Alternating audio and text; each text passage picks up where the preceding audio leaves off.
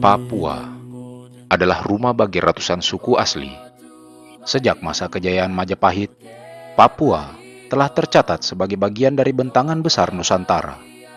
Dalam perjalanan sejarahnya, wilayah ini kemudian berada di bawah naungan Kesultanan Tidore, mengukuhkan keterikatan politik dan budaya dengan Kepulauan Nusantara.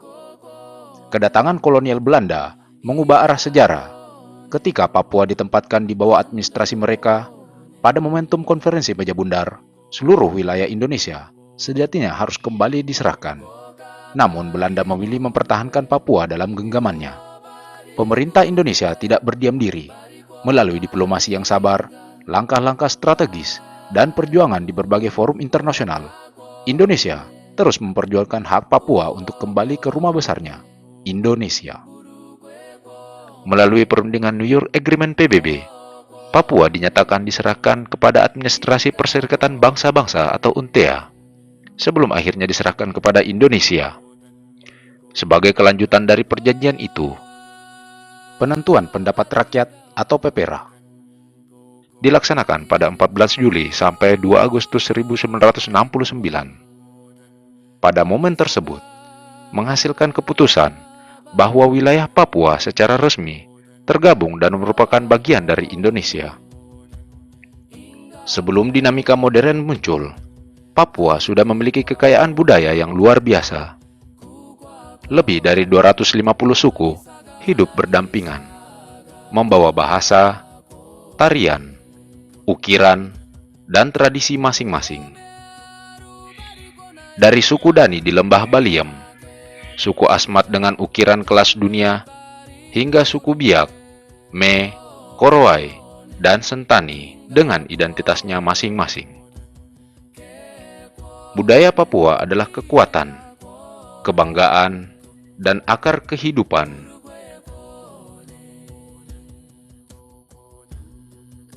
Bagi masyarakat adat di tanah Papua, hidup seimbang berdampingan dengan alam adalah suatu kewajiban yang harus dijalin. Karena, menurut mereka, tanah adalah mama yang memberikan mereka sumber kehidupan, sehingga kita masih bisa ada hingga saat ini. Karena itulah, tanah bagi orang Papua bukan sekadar tempat tinggal, tetapi sumber kehidupan dan identitas. Dari tanah mereka lahir, hidup, dan kembali. Segala tradisi, nilai, dan cerita leluhur tumbuh bersama alam yang mereka jaga turun-temurun. Di tangan mama-mama Papua, setiap helai serat berubah menjadi noken, simbol kesabaran, kekuatan, dan cinta mereka kepada tradisi. Sementara para pengrajin lokal memahat ukiran khas Papua dengan penuh ketelitian. Setiap goresan kayu menyimpan kisah para leluhur, roh alam, dan jati diri masyarakat adat. Karya ini bukan sekedar seni, tetapi bahasa budaya yang terus dijaga agar tidak hilang di telan waktu.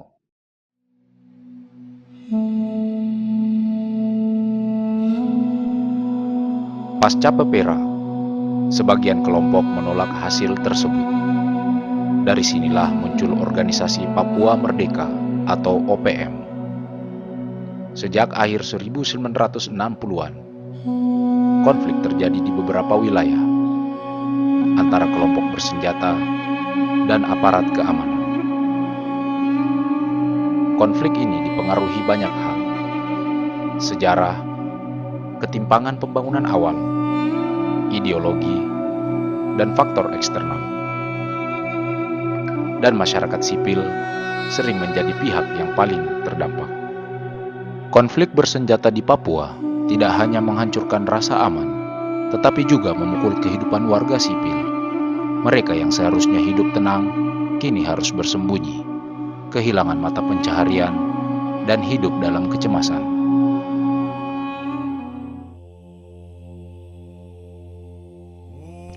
Dua dekade terakhir, merupakan percepatan pembangunan yang dilakukan oleh pemerintah di tanah Papua. Salah satu tonggak terbesarnya adalah pembangunan jalan Trans Papua. Jalan yang membentang ribuan kilometer ini membuka akses wilayah yang selama puluhan tahun ini terisolasi oleh lembah, tebing, dan pegunungan yang curam. Keberadaan jalan ini membawa perubahan besar bagi masyarakat pedalaman. Pasokan logistik kini dapat bergerak lebih cepat. Perjalanan yang dulu memakan berhari-hari kini dapat ditempuh dalam hitungan jam. Trans Papua bukan hanya jalur fisik, tetapi jembatan harapan. Melalui jalan ini, layanan kesehatan menjangkau kampung-kampung yang terpencil. Pendidikan semakin mudah diakses, dan ekonomi lokal mulai tumbuh. Petani dapat membawa hasil kebunnya ke pasar. Harga kebutuhan pokok perlahan menjadi lebih stabil, dan interaksi antar wilayah semakin terbuka. Walau medan pembangunan sangat ekstrim, upaya ini terus berjalan demi mewujudkan pemerataan, agar masyarakat di pedalaman merasakan manfaat pembangunan yang sama seperti di wilayah lain Indonesia. Jembatan Merah Jayapura menjadi ikon baru Papua. Selain mempercepat mobilitas antar wilayah, jembatan ini memperindah wajah Teluk Yotefa dan menjadi simbol modernisasi Papua. Infrastruktur ini membuka ruang ekonomi baru dan meningkatkan aktivitas masyarakat. Stadion Lukas Nmb berdiri megah sebagai kebanggaan masyarakat Papua. Arena berstandar internasional ini bukan hanya tempat olahraga, tetapi pusat kegiatan pemuda, ruang lahirnya atlet-atlet masa depan, serta bukti bahwa Papua mampu menjadi tuan rumah event besar, baik di tingkat nasional maupun internasional. Di berbagai wilayah, pembangunan bandara baru dan perluasan fasilitas udara membuka konektivitas Papua secara lebih luas. Bandara bukan hanya memudahkan perjalanan, tetapi menjadi jalur utama masuknya logistik, obat-obatan, tenaga medis, pendidikan, dan barang kebutuhan masyarakat. Dengan akses udara yang lebih baik, perekonomian lokal tumbuh lebih cepat, dan pelayanan dasar dapat dijangkau dalam waktu yang lebih singkat. Bangunan perkantoran yang megah hadir sebagai pusat administrasi dan pelayanan publik. Dari sinilah koordinasi pembangunan dilakukan, memastikan setiap program yang dapat dirasakan langsung oleh masyarakat hingga tingkat kampung. Pelabuhan-pelabuhan modern mulai beroperasi, membuka jalur perdagangan dan distribusi barang yang lebih efisien.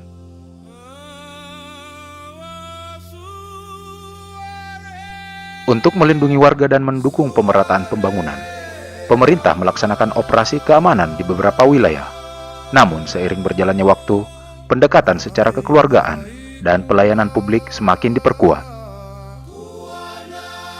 Papua memiliki tantangan medan yang berat. Pegunungan tinggi, lembah dalam, dan akses terbatas.